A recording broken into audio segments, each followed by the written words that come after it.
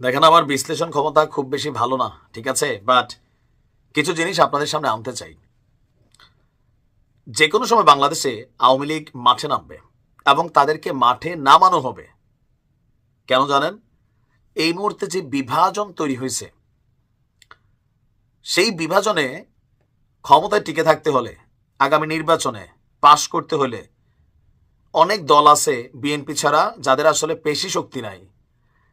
একটা ইউনিয়ন পরিষদ নির্বাচনেও একজন চেয়ারম্যান প্রার্থী হইতে গেলে প্রত্যেকটা নির্বাচনী যে কেন্দ্র আছে সেখানে এজেন্ট দিতে হয়, ভোটটা ঠিকমতো করাইয়া ফলাফলটারে নিয়ে আসতে হয়।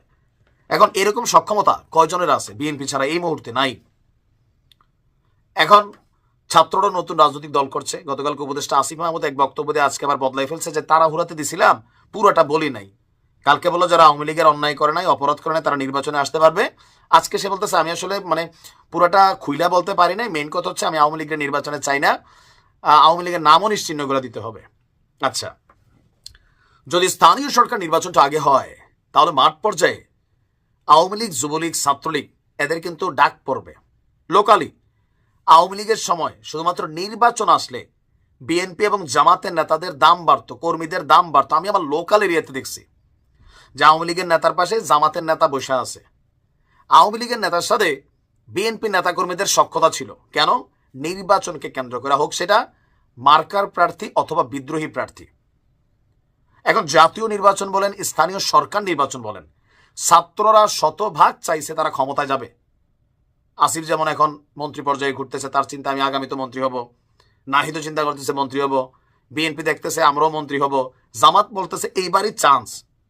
হেফাজত চরমনায় সবাই চান্স খুঁজতেছে। এখন এই চান্সের মধ্যে বাংলাদেশে সর্ববৃহৎ একটা শক্তি আওয়ামী লীগ। এই শক্তিটা এখন মাটির নিচে হান্দায় আছে, বাট তাদেরকে ডাকলে কিন্তু তারা বের হয়ে আসবে। কারণ লোকালি অনেক জায়গায় আওয়ামী লীগের নেতাকর্মীরা বিপদে আছে।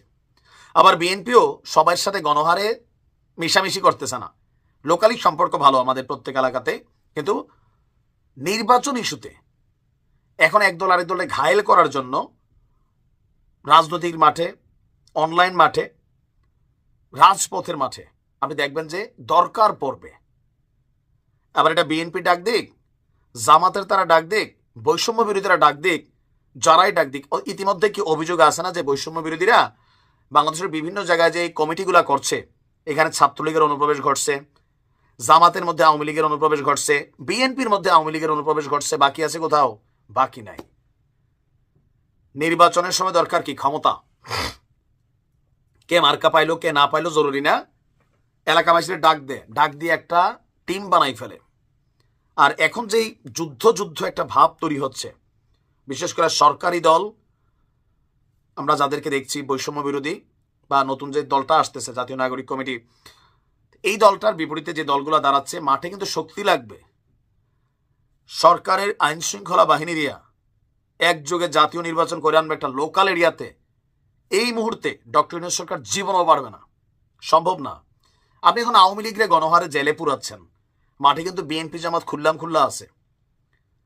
আর এখন যে মপ টপ করতেছে যাদেরকে দেখতেছেন, তারা কি আওয়ামী লীগ? নো। তো তাদের সামনে তো সেনাবাহিনী অসহায় আমরা দেখছি, 32-এ দেখে নাই? তো নির্বাচনের সময় সবাই তো চাবে ভাই, আর আমাদের পুলিশ আইন শৃঙ্খলা বাহিনী যারা আছে ভাই, নিজের জীবন বাঁচানো ফরজ।